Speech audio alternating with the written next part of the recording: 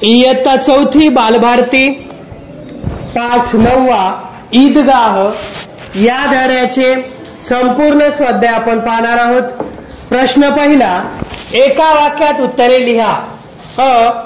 गावात कशाची गडबड चालली होती? उत्तर, गावात ईदगाहची गडबड चालली होती। मुलांचा आनंद का उतू चालला होता?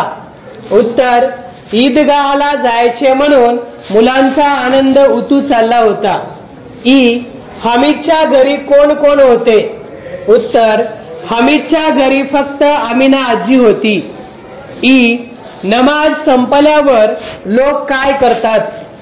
उत्तर, नमाज संपल्यावर लोक एकमेकांना मिठी मारून भेटतात। अमीनाने दिलेल्या पैशाचे हमीदने काय घेतले? उत्तर, अमीना आजीने दिलेल्या पैशाचा हमीदने एक चिमटा घेतला। प्रश्न दुसरा, थोडक्यात उत्तरे लिहा। ईदच्या दिवशीची सकाळ कशी आहे? उत्तर, ईदच्या दिवशीची सकाळ रम्य व सुंदर आहे। झाडे हिरवीगार आहेत, शेतात पिके डोलत आहेत, आकाश लालेलाल झाले आहे, सूर्य सुंदर दिसतो आहे, जणू तो सर्वांना ईदच्या शुभेच्छा देत आहे। गावात ईदगाहला जाण्याची गडबड सुरू आहे, मुलांना खूप आनंद झाला आहे। ईदच्या दिवशी मुलांचा आनंद कसा आहे? उत्तर, मुलांना ईदच्या दिवशी ईदगाहला जायची घाई झाली आहे। जो तो आपापल्या वडिलांबरोबर ईदगाहला चालला आहे। मुले कधी धावत धावत पुढे जायची, कधी झाडाखाली उभे राहून इतरांची वाट पाहायची। नमाज नंतर खेळणी घेण्यासाठी ते जाणार म्हणून मुले आनंदात आहेत।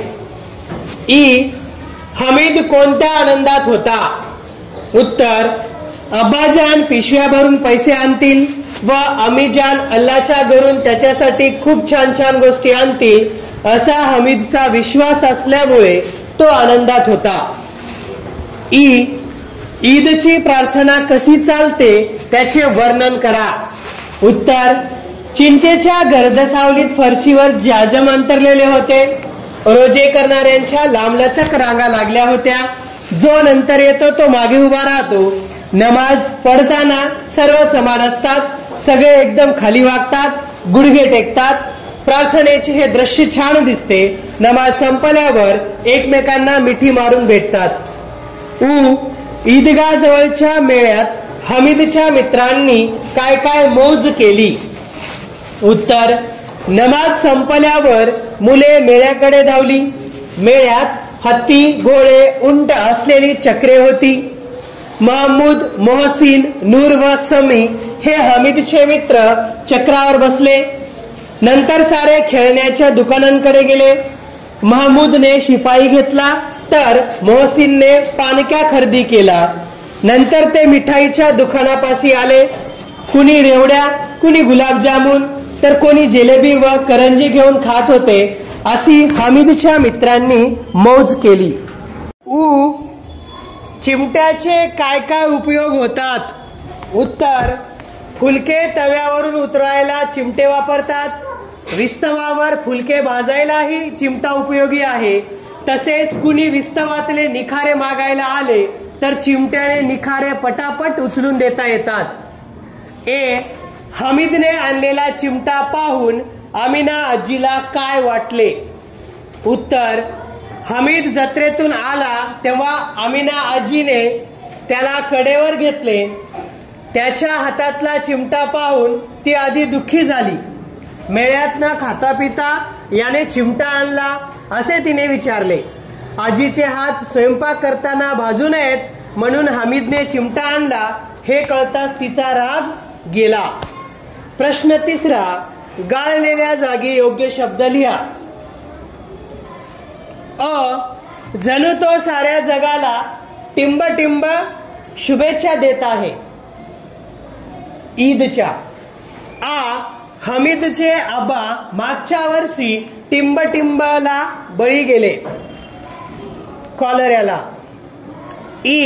हमीदच्या खिशात टिंबटिंब पैसे आहेत, 3च। दुकानदाराने आधी चिमट्याची किंमत टिंब पैसे सांगितली 6. प्रश्न 4.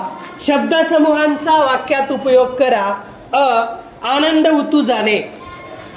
वाक्य: वैशालीचा वर्गात पहिला नंबर आला तेव्हा तिच्या चेहऱ्यावर आनंद उतू गेला. धुडकावून लावणे. वाक्य: सुट्टीत बाहेरगावी जाण्याचा बेत बाबांनी धुडकावून लावला. मन लालसावणे. वाक्य: दुकानातील मिठाई पाहून छोट्या राजूचे मन लालसावले. मनावर ताबा मिळवणे. वाक्य: दिवाळीत अगदी कमी फराळ खाऊन मयुरीने मनावर ताबा मिळवला. प्रश्न 5. हमीदच्या घरी ईद साजरी केली जाते. तुमच्या घरी कोणते सण साजरे करतात? त्यातील कोणता सण तुम्हाला जास्त आवडतो? तो कसा साजरा करतात ते 8 ते 10 ओळीत लिहा. तर या प्रश्नाचं उत्तर तुम्हाला स्वतःला लिहायचं आहे. तर संपूर्ण पाठाचे स्वाध्याय सुंदर अक्षरात लिहा आणि वाचन करा.